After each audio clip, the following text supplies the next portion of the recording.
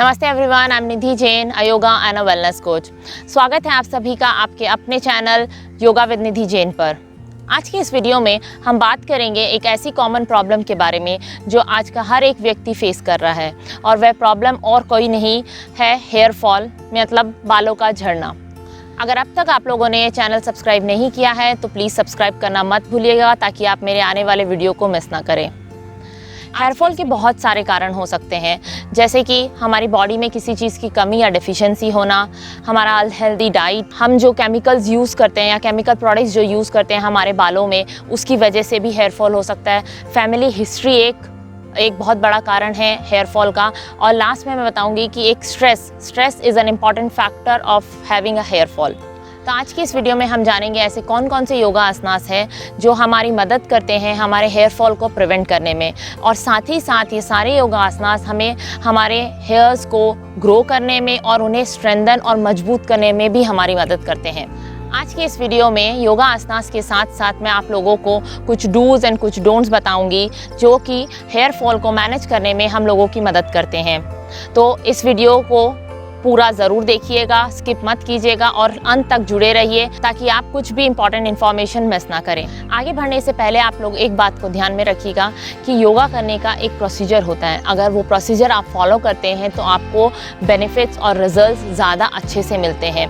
जैसे कि मैंने अपने पहले वीडियोज़ में भी बताया है कि आप कोई भी आसनास करें उससे पहले आपको वार्म अप करना बहुत ज़रूरी है, अपनी बॉडी को वार्म करना बहुत ज़रूरी है। वार्म अप एक्सरसाइजेस पर जो वीडियो है उसका लिंक मैंने डिस्क्रिप्शन में डाल दिया है, वो आप वहाँ से जाकर देख सकते हैं। उसके बाद हमें वार्म अप करने के बाद हमें या आसनास करने होते हैं, और आसनास के बाद आप अपनी प्रैक्टिस को कंटिन्यू रखें और प्राणायाम से ही एंड कीजिए। प्राणायाम करके ही आप अपनी प्रैक्टिस एंड कीजिए। और हम डेली रूटीन में कौन कौन से प्राणायाम कर सकते हैं उस वीडियो का भी लिंक मैंने डिस्क्रिप्शन में डाल दिया है, तो आप वो भी वहाँ से देख सकते हैं। तो चलिए देखते हैं हमारे योगा आसनास। आज की सीरीज़ में हमारा सबसे पहला आसन है अधोमुख श्वानासन और डाउनवर्ड डॉग। डाउनवर्ड डॉग एक ऐसा पोस्चर है जिसमें हमारा बॉडी का जो ब्लड फ्लो होता है या ब्लड सर्कुलेशन होता है वो हमारी स्कैल्प तक डायरेक्टली पहुंचता है, जो हमारे बालों को स्ट्रेंथन करने में बहुत ही मदद करता है। तो चलिए देखते हैं कैसे करेंगे हम डाउनवर्ड डॉग। डाउनवर्ड डॉग करने के लिए सबसे पहले आपको कैट काउ पोजीशन या टेबल टॉप पोजीशन में आना है। उसके लिए आपको अपने नीज पे आप आ जाएंगे इस तरीके से, और आपको अपने नीज के बीच में हिप के जितना डिस्टेंस रखना है। उसके बाद आपको अपने दोनों एल्बोज को अपने नीज के पास में लेके आना है, और हम उसके बाद अपने मिडिल फिंगर पे आएंगे और अपने फिंगर्स को प्लेस करेंगे, अपने पाम्स को। एक बात आप लोग को ध्यान में रखनी है, जब भी हम डाउनवर्ड डॉग करेंगे तो आपको अपने फिंगर्स को वाइड ओपन रख के उनको फर्मली प्लेस करना है ग्राउंड के ऊपर और मैट के ऊपर। फाइनल पोस्चर में जाने के लिए हमें अपने नीज को लिफ्ट अप करना है टूवर्ड्स द सीलिंग, और हम अपने टोज के ऊपर रहेंगे, टक्ड इन रहेंगे हमारे टोज। एक चीज़ और ध्यान में रखिएगा, जब हम डाउनवर्ड डॉग में हैं तो आपके कान और आपके हाथ दोनों एक लाइन में रहेंगे। और लास्ट बात, आपको देखना कहाँ है, आपको अपने दोनों बिग टोज के बीच में देखना है। तो चलिए देखते हैं। अभी नॉर्मल इनहेल एंड एक्सहेल के साथ मैं अपनी नीज को उठाऊंगी, ये देखिए। इसके बाद हम अपनी टेल बोन मतलब दिस पोर्शन को हम सीलिंग की तरफ या स्काई की तरफ पुश करेंगे इस तरीके से।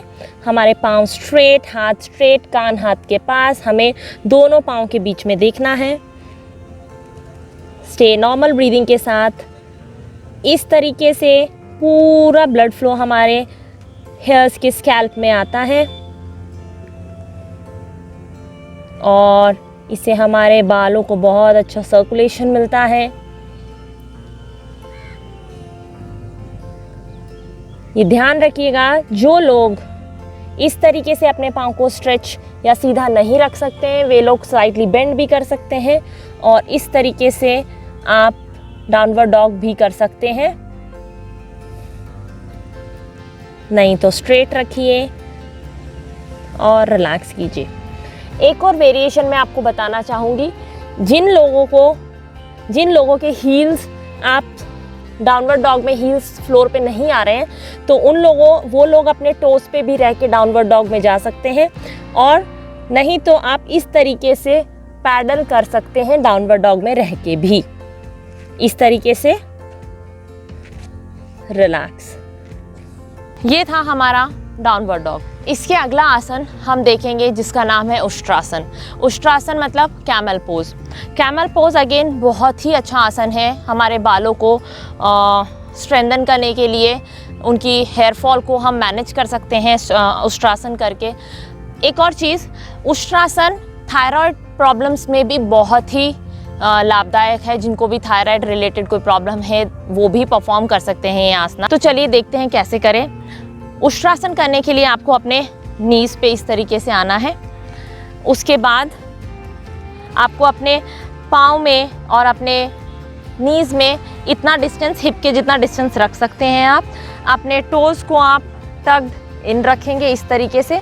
ध्यान रहिए आपका एंकल और आपका हील और आपका नी एक लाइन में रहेगा दोनों पाँव में, और आपको स्ट्रेट रखना है इस तरीके से।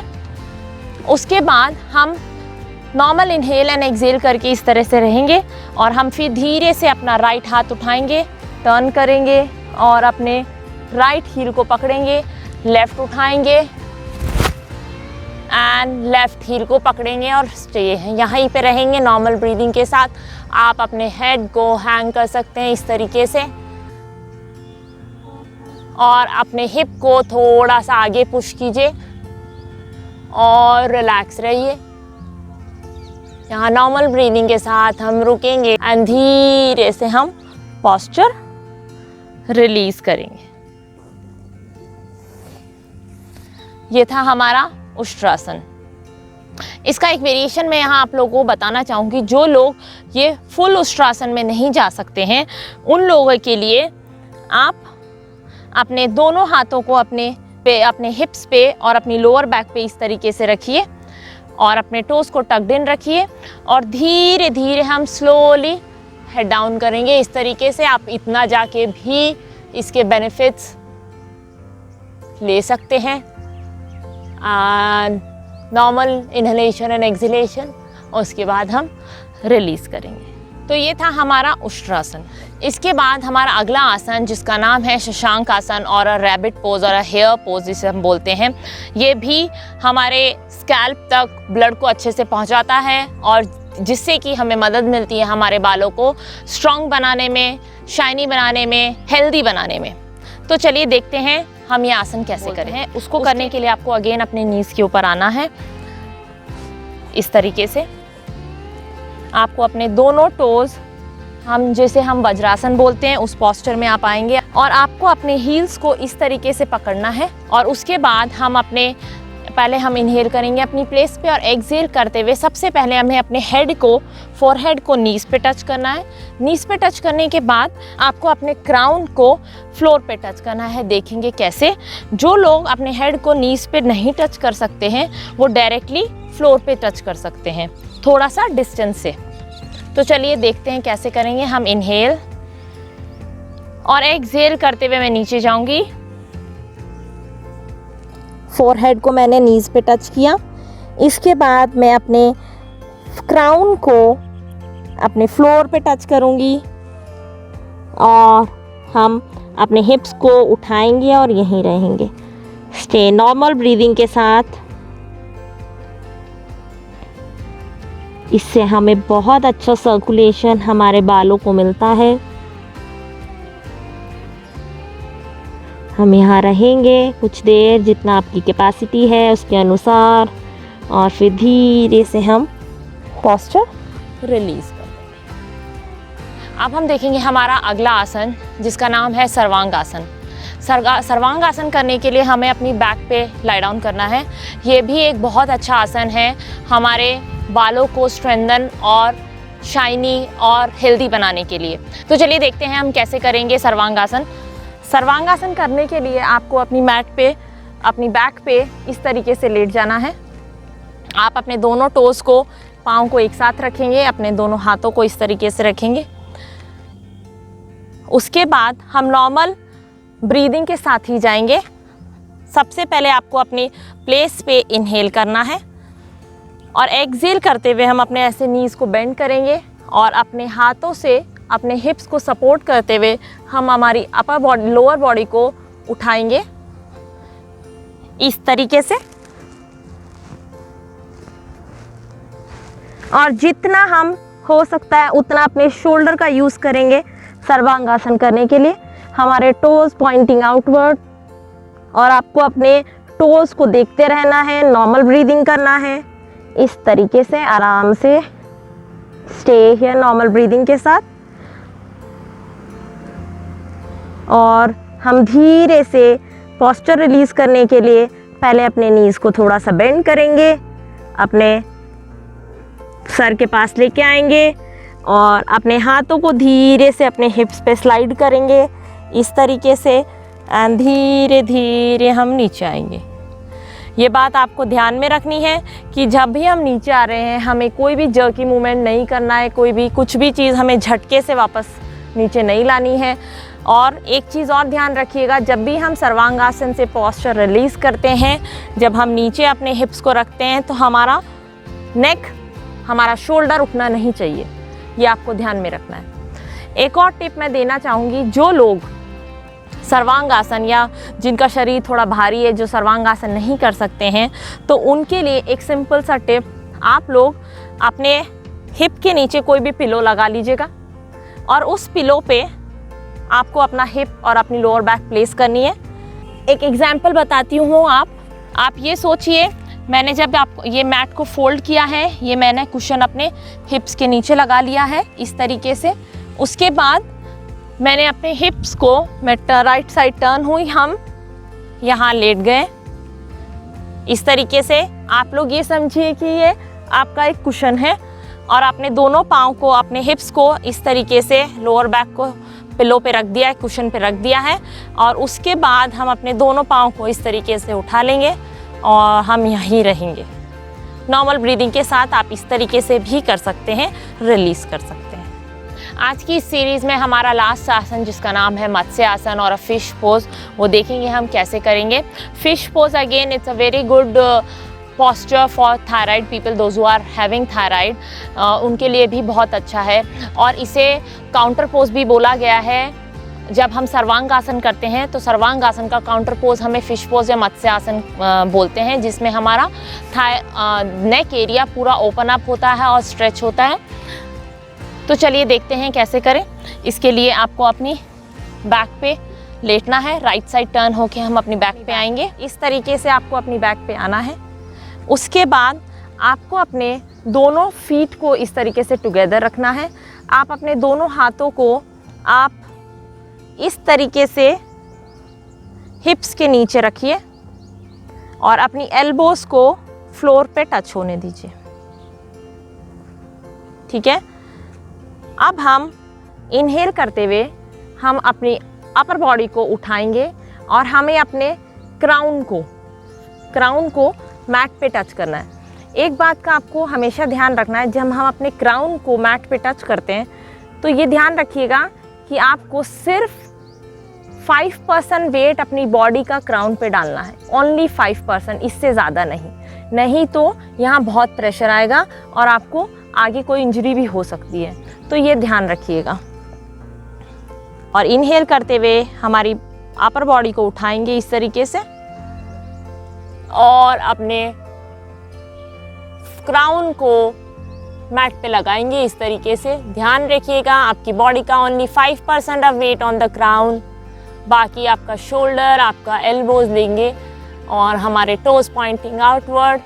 इस पोस्चर से भी हमें बहुत अच्छा ब्लड सर्कुलेशन हमारे स्कैल्प तक पहुंचता है, जो कि हमारे बालों को स्ट्रेंथन, शाइनी, हेल्दी बनाने में हमारी मदद करता है। स्टे हियर नॉर्मल ब्रीदिंग के साथ और एक्सहेल करते हुए हम अपने हेड को उठाएंगे पहले और धीरे से नीचे आएंगे और हम फिर पोस्चर रिलीज करेंगे। तो ये था हमारे 5 आसनास। जैसा कि मैंने आपको स्टार्टिंग में बताया था कि मैं आज आपको कुछ डूज एंड कुछ डोंट्स बताने वाली हूँ, जो कि आपको हेल्प करेंगे हेयर फॉल मैनेज करने में। तो हम बात करते हैं सबसे पहले डूज की, कि हमें ऐसी कौन कौन सी चीज़ें करनी चाहिए। सबसे पहला है कि आपको अपने बालों को ऑयल करना है, स्कैल्प को मसाज करना है और स्कैल्प में भी ऑयलिंग करनी है, जिससे कि हमारे बालों की स्ट्रेंथ बनी रहे। सेकंड डोज है, आपको हमेशा हेल्दी डाइट खानी है, जैसे कि nuts, fruits, vegetables, pulses, grains, इन सब चीज़ों का आपको ध्यान रखना है। तीसरा है, जो योगा आसनास मैंने आपको बताए हैं वो आप रेगुलर तरीके से रोज़ नियमित रूप से करेंगे तो डेफिनेटली आपको फ़ायदा मिलेगा। और फोर्थ वन सबसे इम्पॉर्टेंट है कि आपको स्ट्रेस फ्री रहना है, हमेशा खुश रहना है। इसके बाद हम बात करते हैं डोंट्स, जो ऐसी कौन कौन सी चीज़ें हैं जो हमें नहीं करनी चाहिए, जिसकी वजह से हमें हेयर फॉल की शिकायत रहती है, हमारे बाल कमज़ोर होते हैं, वीक हो जाते हैं, टूटने लगते हैं। सबसे पहला, हमें डेली शैम्पू नहीं करना है। दूसरा, हमें जितना कम हो सके उतने कम हीटिंग प्रोडक्ट्स हमारे बालों के लिए यूज़ करने हैं। तीसरा, हमें स्ट्रेस नहीं लेना है। चौथा, आप ये ध्यान रखिएगा कि हमें अपने बालों को सुखाने के लिए मोटा टॉवल नहीं लेना है या हार्श टॉवल नहीं लेना है। कोई भी पतला टॉवल आप यूज़ करें अपने बालों को सुखाने के लिए, ड्राई करने के लिए, उससे बाल आपके बहुत कम टूटेंगे। जो भी आसनास मैंने आप लोगों को आज की सीरीज़ में बताए हैं, इन आसनास के साथ साथ आप लोग अपने हेल्दी डाइट का भी ध्यान रखिए, ताकि आपके बालों की ग्रोथ डबल हो जाए, आपके बाल स्ट्रेंथन हो जाए, आप लोगों की हेयर फॉल की शिकायत भी दूर हो जाए। पर आप योग ज़रूर कीजिए, अच्छा खाना खाइए, अपने बालों की केयर कीजिए और जितना हो सके उतनी कम टेंशन लीजिए ताकि आपके बाल अच्छे हो सके। आशा करती हूँ यह वीडियो आप लोगों को पसंद आया होगा। कृपया लाइक और कमेंट करके बताइए आप लोगों को वीडियो कैसा लगा। अगले वीडियो में आप लोगों से फिर से मिलूंगी, तब तक के लिए नमस्ते।